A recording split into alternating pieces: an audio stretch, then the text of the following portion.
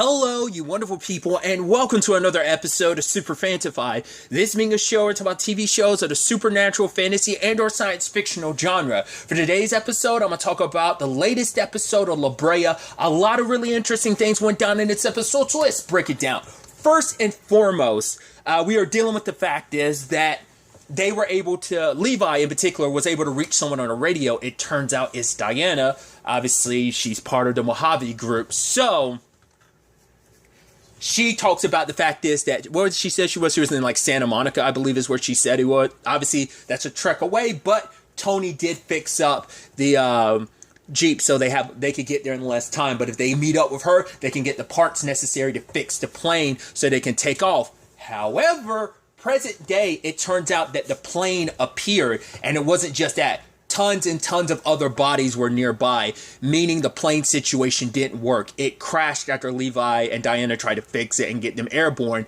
and everyone ends up dying because of it. So it's like, right, we have to we have to get there, we have to use the plane to try and get to them, but Adam finds out what they're up to. Once again, we still never got the answer to how the hell Aldridge knew, what's going on. Whatever it is, based on what she said near the end of the episode, she has something that he has too. They're connected to something greater. There's something tapping. It's like, what's happening to you, it's happening for a reason. So I think it's happened to her too.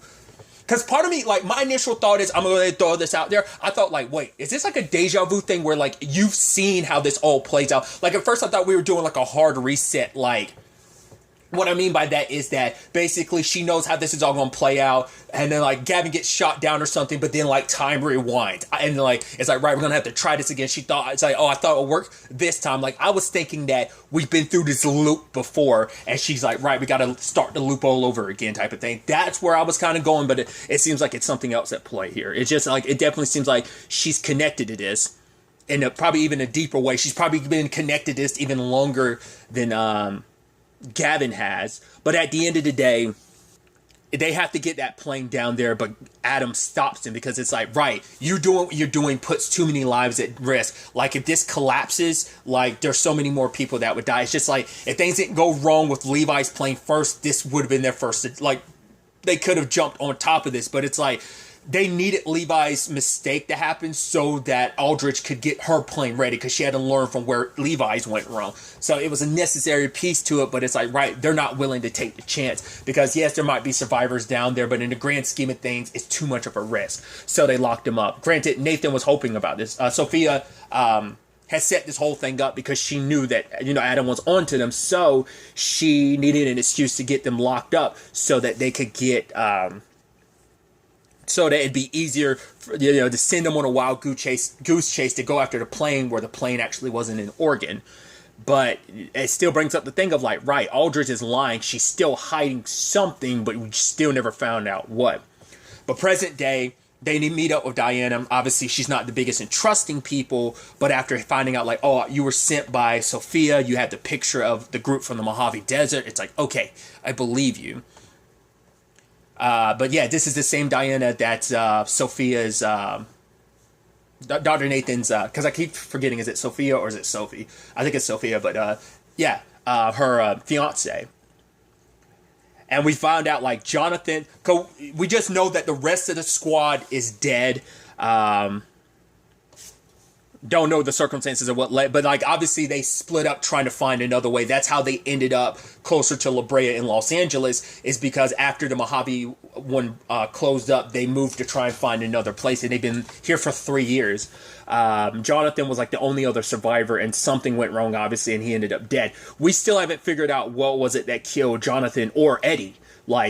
We know that the guy showed up and he was on top of his body when Lily saw him, but he probably wasn't the one that did it. Something else did it. There's definitely this might not just be a simple time travel thing. There might be some lost elements of there might be some maybe not just science fiction or stuff. There might be some fantasy or supernatural stuff to this as well. Like I said, I brought it up, Lost had the smoke monster. So I'm is there something like that, or is it just a straight up time travel thing? Because it just might be that the time space continuum isn't what they think it is, that it's all over the place. Because it's we still don't know why this all started. Once again, we know that there's at least there were 3 incidents prior to the Mojave situation. So what were their circumstances? I think we're definitely going to be diving into that as the season progresses a lot more, like finding out about those other incidents. But aside from that, the plane does get fixed, but as they're dealing, like they have to draw a lottery, which people aren't too happy about, because it's like, especially because 2 of the people that get selected are Lucas and Josh. Is like, right,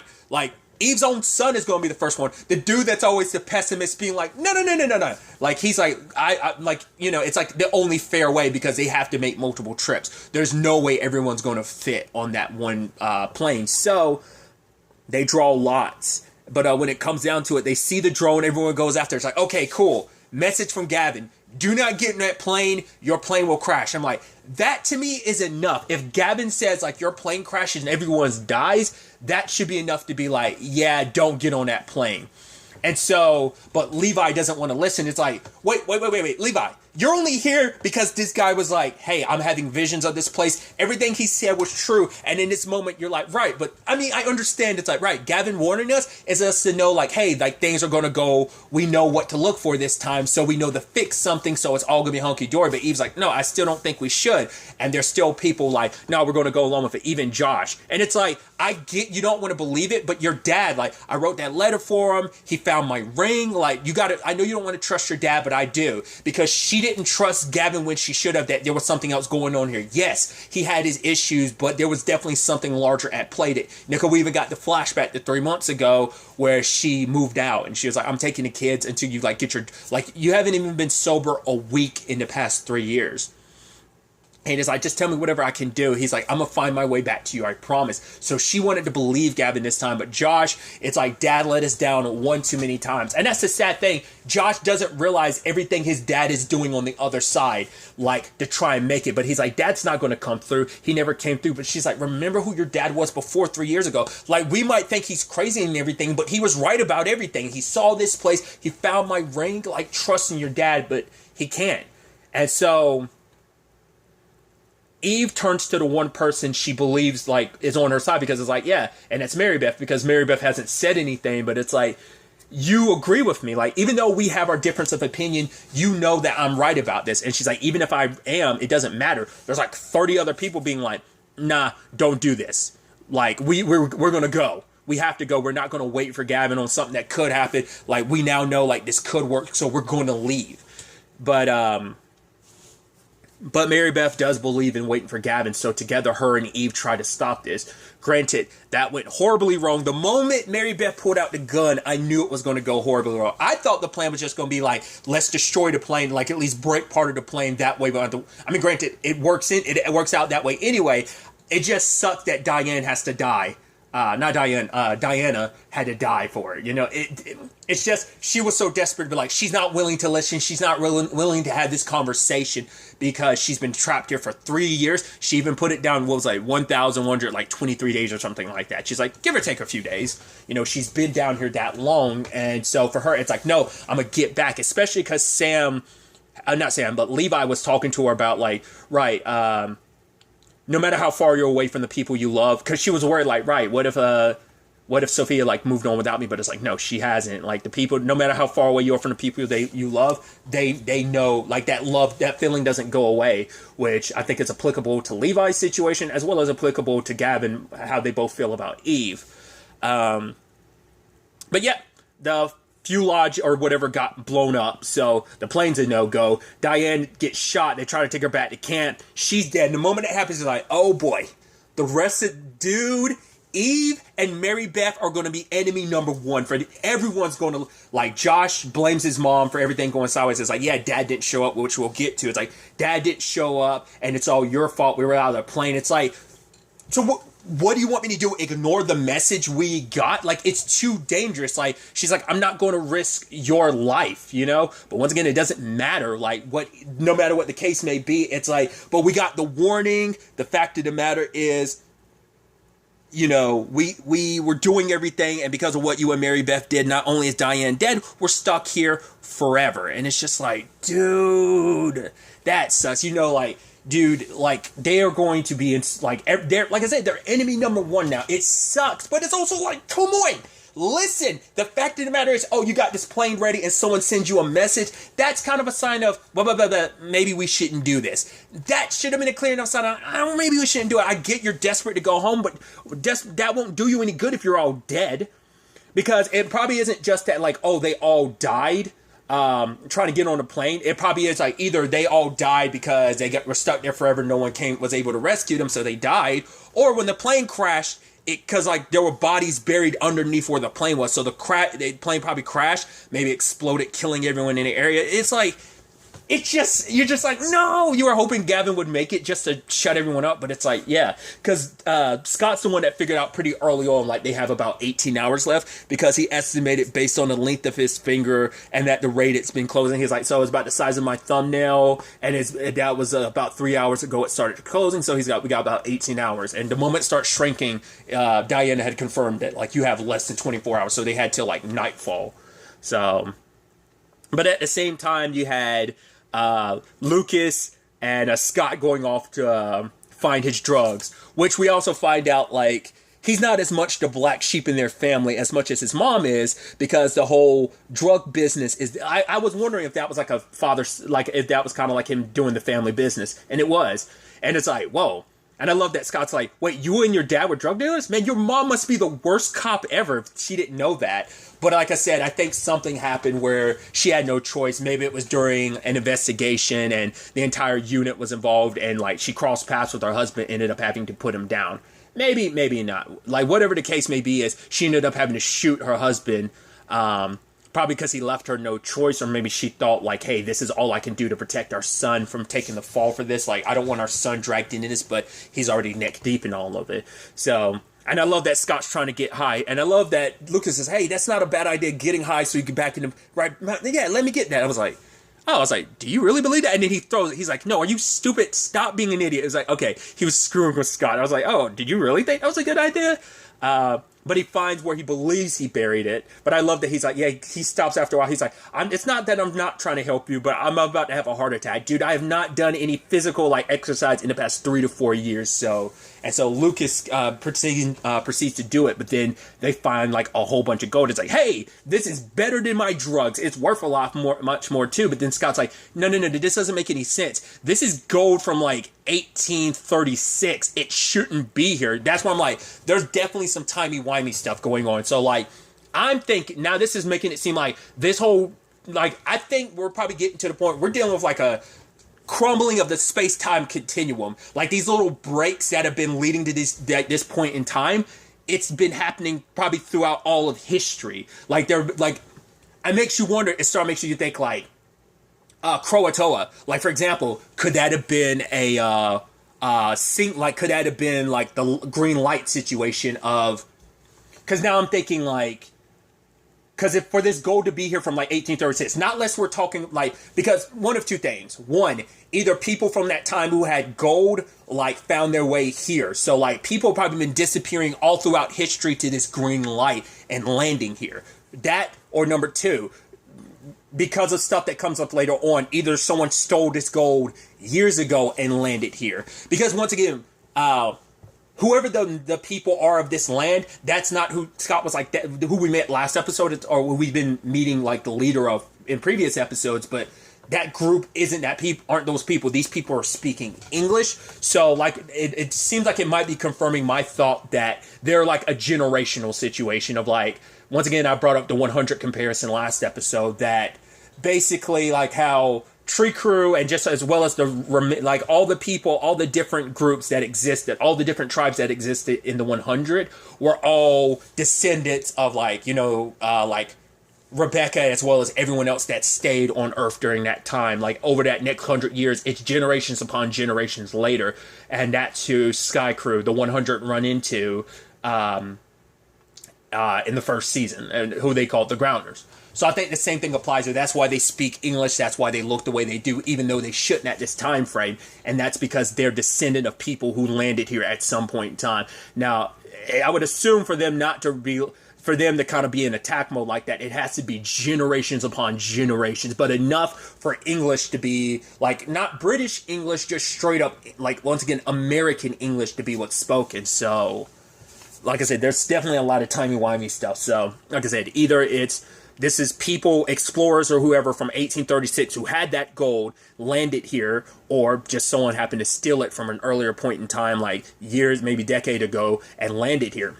Whatever the case may be, but there's definitely more at play here. Luckily, Gavin and Aldridge get into the plane and make it to the sinkhole, but Adam's still like, oh, I'm going to shoot you down. And so Aldridge is like, right, like, there is much more at play here. You can't get shot down. Your destiny is here. Mine is there. So I'm like, what? Like, that's why I was bringing up before. I was like, is she seeing how this is all playing out? Has she seen the other side too? Was she affected the same way Gavin was because of the Mojave incident? Or is she like, because it doesn't seem like Dr. Nathan knew everything. It seems like Aldridge still kept some stuff to herself, but maybe she's connected to a different sinkhole, like one of the previous three. But all she told Gavin is before she jetpacked,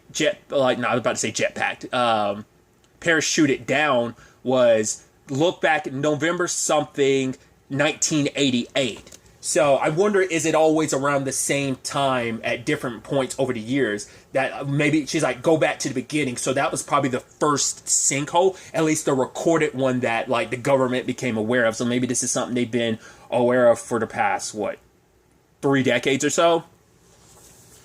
That's where, interesting timing too, because like the 80s is when there was something else I'm watching recently that correlates to like having history connected to the 80s too. So I thought that maybe even 88 specifically as well. Just interesting timing.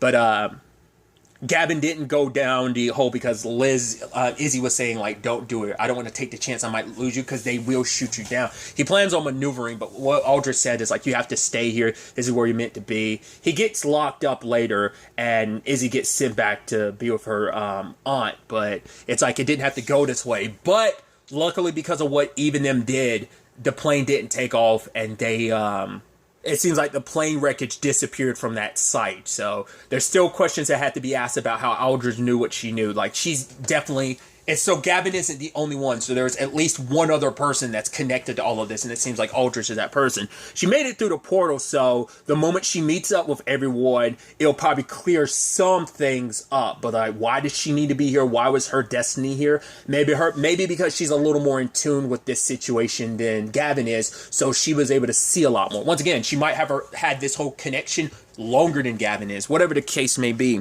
She definitely knows more, and hopefully the group will get some answers before they get super pissed at Eve.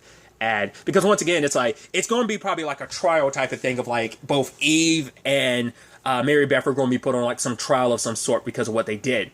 Hell, I left out the whole Ty situation because we also found out that Veronica's situation, it's kind of what I guess. She's a victim in all of this as well. Like, she's not like, oh, like, if, you know, it's like, right, her and Aaron kidnapped, but Lily's like, right, he locked us up in the same room. She was the only person I could talk to the entire time, and she was kind to me. And he's like, wait, she was taken too? It's like, that's why she cares about Veronica, because she realizes Veronica's another victim. So Ty decides to go look for her, and even tells Eve, like, go without me. But he's like, right, but like, if you don't find Veronica, you find your way back here.